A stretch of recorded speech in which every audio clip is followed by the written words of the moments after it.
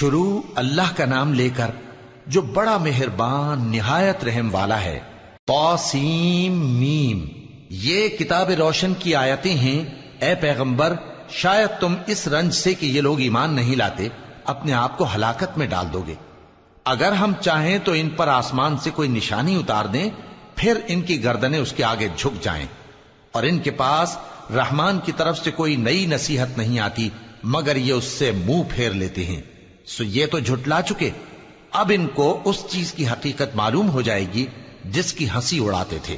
کیا انہوں نے زمین کی طرف نہیں دیکھا کہ ہم نے اس میں ہر قسم کی کتنی نفیس چیزیں اگائی ہیں؟ کچھ شک نہیں کہ اس میں نشانی ہے، مگر یہ اکثر ایمان لانے والے نہیں۔ اور تمہارا پروردگار غالب ہے، مہربان ہے۔ اور جب تمہارے پروردگار نے موسیٰ کو پکارا کہ ظالم لوگوں کے پاس جاؤ، یعنی قوم فرعون کے پاس، کیا وہ ڈرتے نہیں؟ انہوں نے کہا کہ میرے پروردگار، میں ڈرتا ہوں کہ وہ مجھے جھوٹا سمجھیں، اور میرا دل تنگ ہوتا ہے اور میری زبان رکتی ہے۔ تو ہارون کو حکم بھیج کہ میرے ساتھ چلیں۔ اور ان لوگوں کا مجھ پر ایک گناہ یعنی فرعونی کے خون کا دعویٰ بھی ہے، سو مجھے یہ بھی ڈر ہے کہ مجھ کو مار ہی ڈالیں۔ فرمایا ہرگز نہیں، پس تم دونوں ہماری نشانیاں لے کر جاؤ، ہم تمہارے ساتھ سننے والے ہیں۔ سو دونوں فرعون کے پاس جاؤ اور کہو کہ ہم تمام جہانوں کے مالک کے بھیجے ہوئے ہیں، اور اس لیے آئے ہیں کہ آپ بنی اسرائیل کو ہمارے ساتھ جانے کی اجازت دیں۔ فرعون نے موسیٰ سے کہا، کیا ہم نے تم کو جبکہ تم بچے تھے پرورش نہیں کیا تھا، اور تم نے برسوں ہمارے ہاں عمر بسر نہیں کی؟ اور تم نے ایک اور کام کیا تھا جو کیا، تم ناشکرے معلوم ہوتے ہو۔ موسیٰ نے کہا کہ ہاں، وہ حرکت مجھ سے ناگہاں سرزد ہوئی تھی اور میں خطا کاروں میں تھا۔ پھر جب مجھے تم سے ڈر لگا تو میں تمہارے پاس سے فرار ہو گیا۔ پھر میرے رب نے مجھ کو نبوت و علم بخشا اور مجھے پیغمبروں میں سے کیا۔ اور کیا یہی احسان ہے جو آپ مجھ پر رکھتے ہیں کہ آپ نے بنی اسرائیل کو غلام بنا رکھا ہے؟ فرعون نے کہا، اور رب العالمین کیا ہوتا ہے؟ فرمایا، آسمانوں اور زمین اور جو کچھ ان دونوں میں ہے سب کا مالک، بشرطے کہ تم لوگوں کو یقین ہو۔ فرعون نے اپنے ارد گرد کے لوگوں سے کہا کہ کیا تم سنتے نہیں؟ موسیٰ نے کہا کہ تمہارا اور تمہارے اگلے باپ دادوں کا بھی مالک۔ فرعون نے کہا کہ یہ پیغمبر جو تمہاری طرف بھیجا گیا ہے باولا ہے۔ موسیٰ نے کہا کہ مشرق اور مغرب اور جو کچھ ان دونوں کے درمیان ہے سب کا مالک، بشرطے کہ تم کو سمجھ ہو۔ فرعون نے کہا کہ اگر تم نے میرے سوا کسی اور کو معبود بنایا تو میں تمہیں قید کر دوں گا۔ موسیٰ نے کہا، خواہ میں آپ کے پاس روشن چیز لاؤں یعنی معجزہ؟ فرعون نے کہا، اگر سچے ہو تو اسے لاؤ، دکھاؤ۔ پس انہوں نے اپنی لاٹھی ڈال دی تو وہ اسی وقت صاف اژدہا بن گئی، اور اپنا ہاتھ جو نکالا تو اسی دم دیکھنے والوں کے لیے سفید براق نظر آنے لگا۔ فرعون نے اپنے گرد کے سرداروں سے کہا کہ یہ تو ایک ماہر جادوگر ہے، چاہتا ہے کہ تم کو اپنے جادو کے زور سے تمہارے ملک سے نکال دے، تو تمہاری کیا رائے ہے؟ انہوں نے کہا کہ اس کو اور اس کے بھائی کو کچھ مہلت دیجئے اور شہروں میں نقیب بھیج دیجئے کہ سب ماہر جادوگروں کو جمع کر کے آپ کے پاس لے آئیں۔ آخر جادوگر ایک مقررہ دن کی میعاد پر جمع ہو گئے اور لوگوں سے کہہ دیا گیا کہ تم سب کو اکٹھے ہو جانا چاہیے تاکہ اگر جادوگر غالب رہیں تو ہم ان کے پیرو ہو جائیں۔ پھر جب جادوگر آ گئے تو فرعون سے کہنے لگے کہ اگر ہم غالب رہے تو ہمیں صلہ بھی عطا ہوگا؟ فرعون نے کہا، ہاں، اور تب تم مقربوں میں بھی داخل کر لیے جاؤ گے۔ موسیٰ نے ان سے کہا کہ جو چیز ڈالنی چاہتے ہو ڈالو۔ تو انہوں نے اپنی رسیاں اور لاٹھیاں ڈالیں اور کہنے لگے کہ فرعون کے اقبال کی قسم، ہم ہی ضرور غالب رہیں گے۔ پھر موسیٰ نے اپنی لاٹھی ڈالی تو وہ ان چیزوں کو جو جادوگروں نے بنائی تھیں نگلنے لگی۔ تب جادوگر سجدے میں گر پڑے اور کہنے لگے کہ ہم تمام جہانوں کے مالک پر ایمان لائے جو موسیٰ اور ہارون کا رب ہے۔ فرعون نے کہا، کیا اس سے پہلے کہ میں تم کو اجازت دوں تم اس پر ایمان لے آئے؟ بے شک یہ تمہارا بڑا ہے جس نے تم کو جادو سکھایا ہے، سو ان قریب تم اس کا انجام معلوم کر لو گے کہ میں تمہارے ہاتھ اور مخالف سمت کے پاؤں کاٹ دوں گا اور تم سب کو سولی پر چڑھا دوں گا۔ انہوں نے کہا کہ کچھ نقصان کی بات نہیں، ہم اپنے پروردگار کی طرف لوٹ جانے والے ہیں، ہمیں امید ہے کہ ہمارا پروردگار ہمارے گناہ بخش دے گا، اس لیے کہ ہم اول ایمان لانے والوں میں ہو گئے۔ اور ہم نے موسیٰ کی طرف وحی بھیجی کہ ہمارے بندوں کو راتوں رات لے نکلو البتہ فرعونیوں کی طرف سے تمہارا تعاقب کیا جائے گا۔ تو فرعون نے شہروں میں نقیب روانہ کیے اور کہا کہ یہ تھوڑے سے لوگوں کی جماعت ہے اور یہ ہم سے غصہ کھا رہے ہیں اور ہم سب ان سے خطرہ رکھتے ہیں۔ آخر ہم نے ان کو باغوں اور چشموں سے نکال دیا اور خزانوں اور نفیس مکانات سے ان کے ساتھ ہم نے اسی طرح کیا اور ان چیزوں کا وارث بنی اسرائیل کو بنا دیا۔ تو انہوں نے سورج نکلتے وقت ان کا تعاقب کیا۔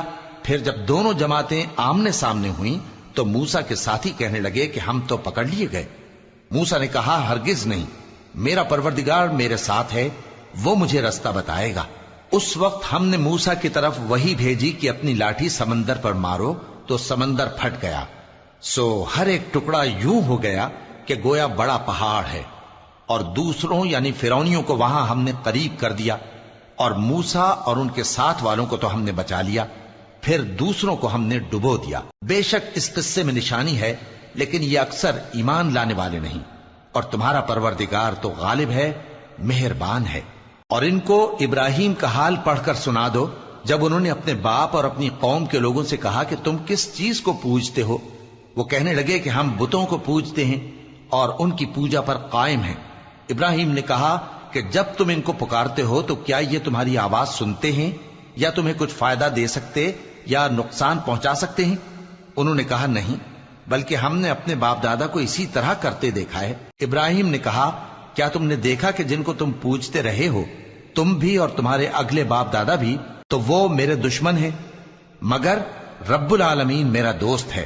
جس نے مجھے پیدا کیا ہے سو وہی مجھے رستہ دکھاتا ہے، اور وہ جو مجھے کھلاتا اور پلاتا ہے، اور جب میں بیمار پڑتا ہوں تو مجھے شفا بخشتا ہے، اور وہ جو مجھے موت دے گا اور پھر زندہ کرے گا، اور وہ جس سے میں امید رکھتا ہوں کہ قیامت کے دن میرا قصور بخشے گا۔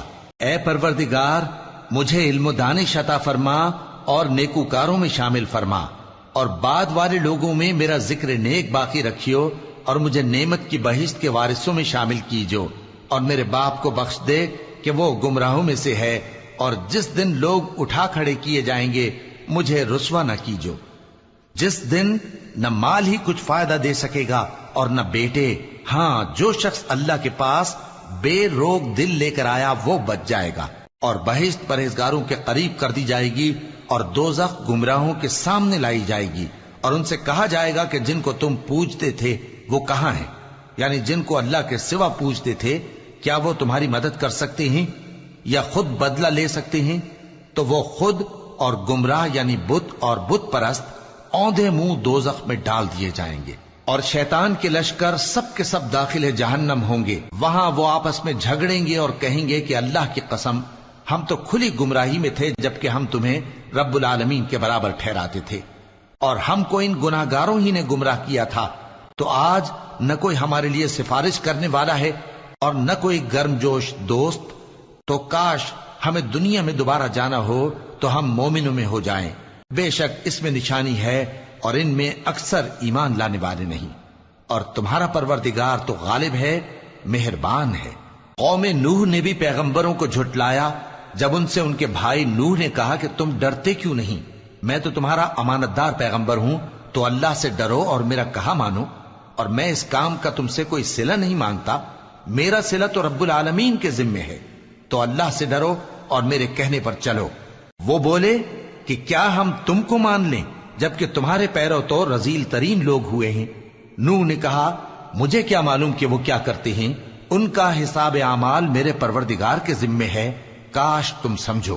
اور میں مومنوں کو نکال دینے والا نہیں ہوں، میں تو فقط صاف صاف خبردار کرنے والا ہوں۔ انہوں نے کہا کہ نوح، اگر تم باز نہ آؤ گے تو سنسار کر دیے جاؤ گے۔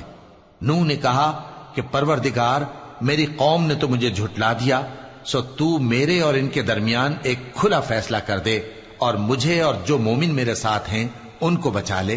بس ہم نے ان کو اور جو ان کے ساتھ بھری ہوئی کشتی میں سوار تھے ان کو بچا لیا، پھر اس کے بعد ہم نے باقی لوگوں کو ڈبو دیا۔ بے شک اس میں نشانی ہے اور ان میں اکثر ایمان لانے والے نہیں تھے، اور تمہارا پروردگار تو غالب ہے، مہربان ہے۔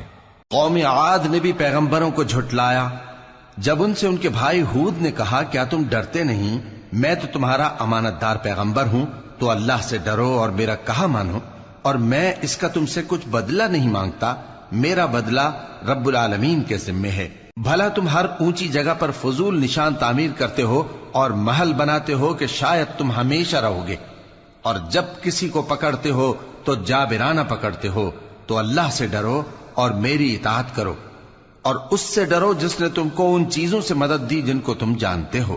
اس نے تمہیں مویشیوں اور بیٹوں سے مدد دی اور باغوں اور چشموں سے۔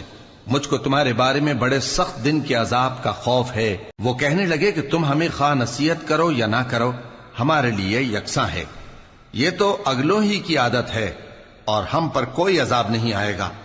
تو انہوں نے ہود کو جھٹلایا، سو ہم نے ان کو ہلاک کر ڈالا۔ بے شک اس میں نشانی ہے اور ان میں اکثر ایمان لانے والے نہیں تھے، اور تمہارا پروردگار تو غالب ہے، مہربان ہے۔ قوم سمود نے بھی پیغمبروں کو جھٹلایا جب ان سے ان کے بھائی صالح نے کہا کہ تم ڈرتے کیوں نہیں، میں تو تمہارا امانت دار پیغمبر ہوں، تو اللہ سے ڈرو اور میرا کہا مانو، اور میں اس کا تم سے بدلہ نہیں مانگتا، میرا بدلہ رب العالمین کے ذمے ہے۔